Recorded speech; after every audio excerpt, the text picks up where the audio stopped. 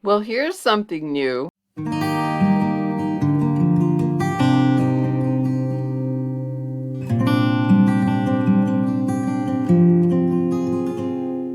Well, hello and welcome to another episode of You and Me and Multiple Sclerosis. My name is Pam, and I've been living with multiple sclerosis for 38 years. And I do keep abreast of the developments in the MS community as far as the new research and new ideas about what MS is all about, what might cause it, what might cure it, but even just what it is. Because, I think you've realized by now that MS is not a disease that's easy to understand. Whenever I hear some new ideas about what MS really is, especially the terminology that's being used and whether it really has any justification, I'm pretty interested. So I'm going to share with you a video that just came out recently by Dr. Brandon Beaber. I have covered his videos in the past. I follow him quite regularly because I find that he looks at what's going on in the wider world of MS and he communicates it very well with all the supporting documentation and interesting graphs. He's actually very fun to listen to, and I learn something every time. So I'm going to just share some of the highlights with you of this new idea that he has. I'll let him tell you in his own words what his thesis is. Show strong evidence that SPMS and PPMS are the same disease both clinically and biologically without significant differences or different implications for treatment. Well, that certainly got my attention.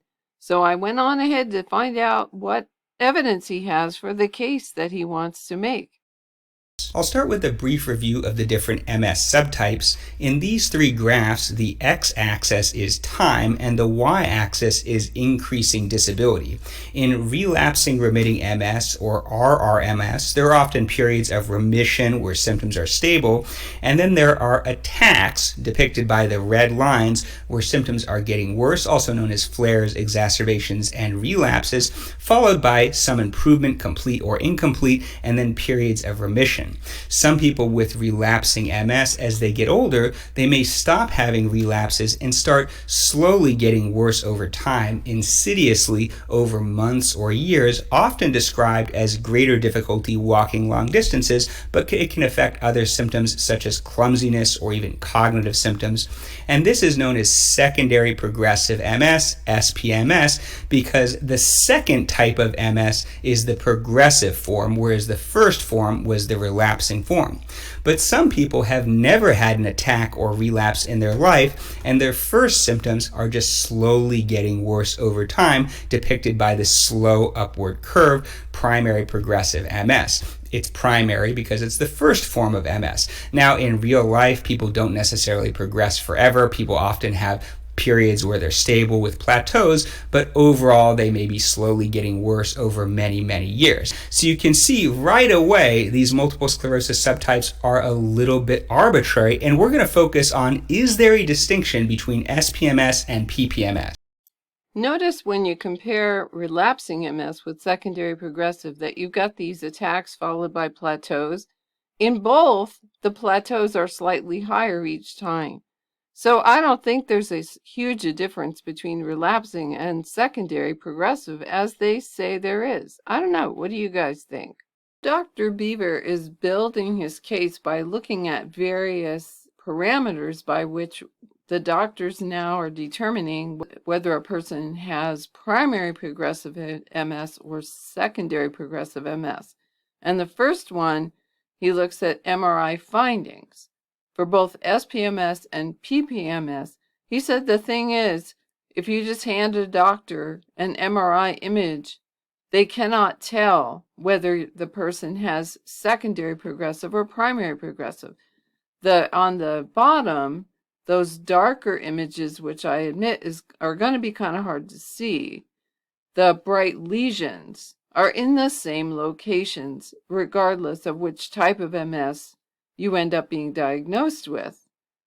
And then on the top two images, The dark holes are also characteristic of both primary and secondary progressive MS. The third thing that is the same between the two of them is the brain atrophy. It's not necessarily that everyone's brain atrophies to the same extent, but by looking at an MRI, a doctor cannot tell whether the atrophy they're seeing is characterized by primary or secondary MS. Autopsy findings are the same in both secondary progressive and primary progressive. If you didn't know anything about a patient and you did an autopsy on their brain, you wouldn't necessarily be able to tell from looking at it whether they had secondary or primary progressive. The demyelination be likely to be the same. There'd be the same kind of inflammation. The microglia would have kind of the similar activation. The meninges, which is the lining around the brain, is similarly inflamed. There's the same kind of gliosis, the same kind of axonal and neuronal loss, and finally the same kind of oxidative injury and mitochondrial damage. So there's no way to really tell. Dr. Beaber says this is yet another piece of evidence that we are making a distinction that might actually be kind of artificial. And then here he's looking at what he calls natural history, looking at over time what EDSS scores the patients will have regardless of whether they're primary or secondary progressive. And it's kind of hard to tell maybe here, but I believe the darker of the lines is primary progressive MS and the grayish colored lines are secondary progressive MS. The bottom one is EDSS 6, which is the requirement that you use a cane to walk. The middle one is EDSS 8, where you need a wheelchair. And EDSS 10 is death, essentially. And as you can see here, those lines are not really all that different. There might be a little bit of difference, but for all intents and purposes, they're pretty similar between primary and secondary progressive MS. So another interesting data point.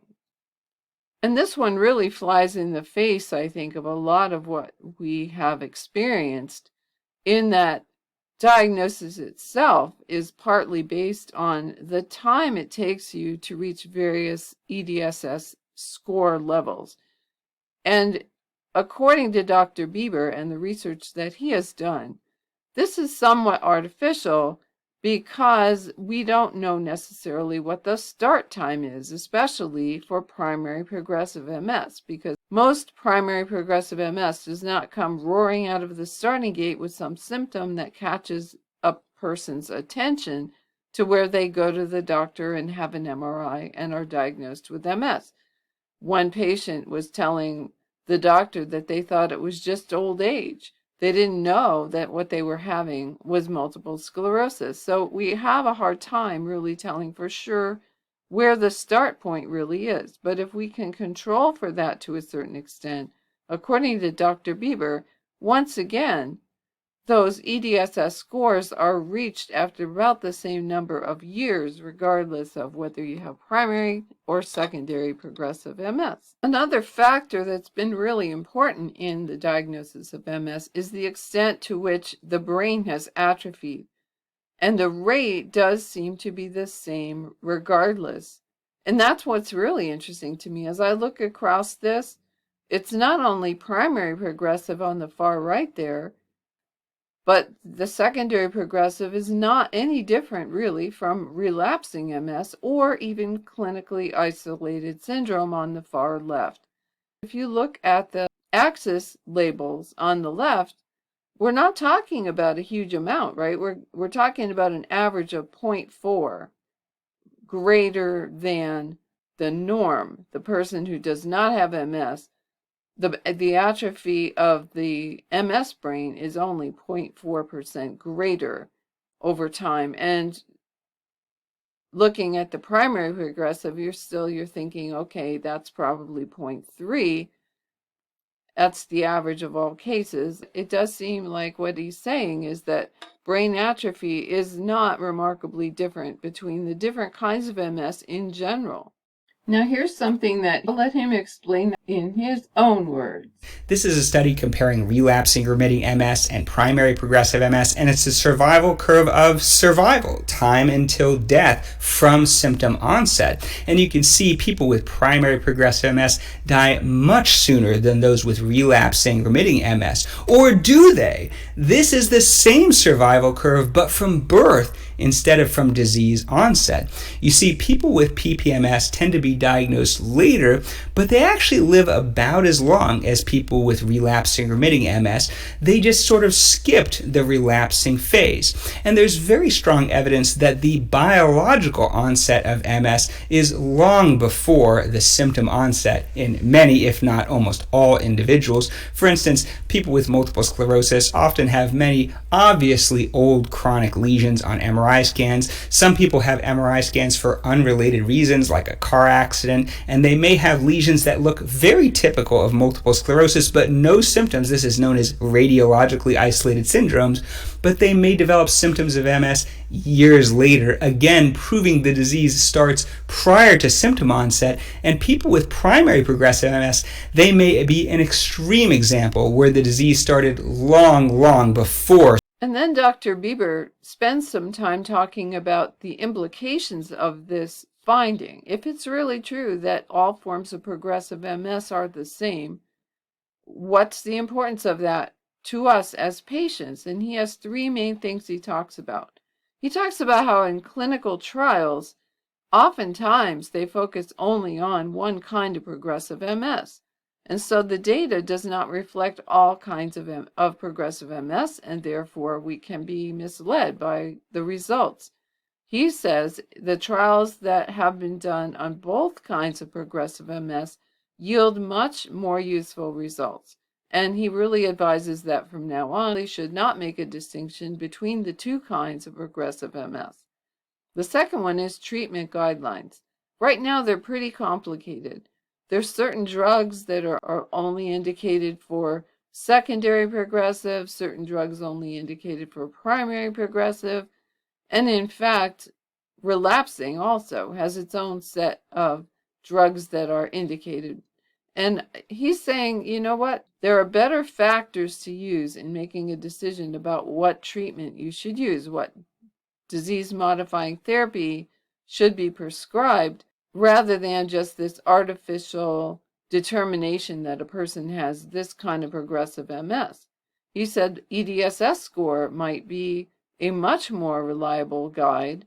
He said age would have something to do with it, or whether the person is having an active flare at that moment. A lot more relevant factors could come into play. So he is recommending that we throw out the old way we decide who gets what kind of medicine. And then product labels kind of follow from that. The products are geared toward a certain kind of multiple sclerosis, which means that if I am not diagnosed with a certain kind, I can't get that DMT even if I want it.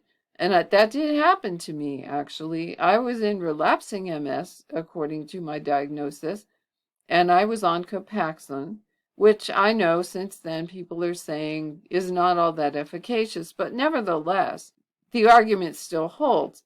Once the doctor changed my diagnosis to secondary progressive, the insurance company immediately said, you can't be on Copaxone anymore because that is not proven to be effective for secondary progressive MS.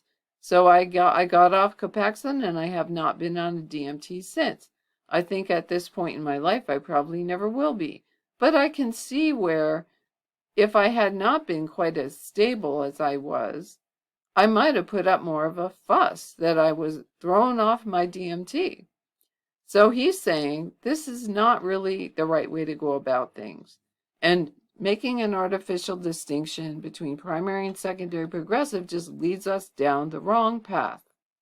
Dr. Beaber just wants to be sure that we know that he, quote unquote, plagiarized much of this YouTube video from this particular report that came out back in 2013, was published by Teva Pharmaceutical. The scientist involved was Volker Knappertz. It was called Clinical Development Issues in Progressive MS.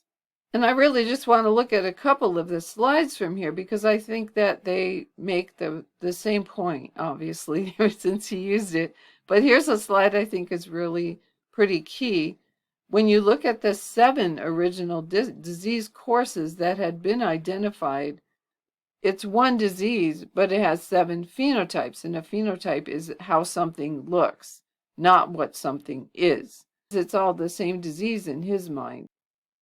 And then this is the slide that they use in their conclusion.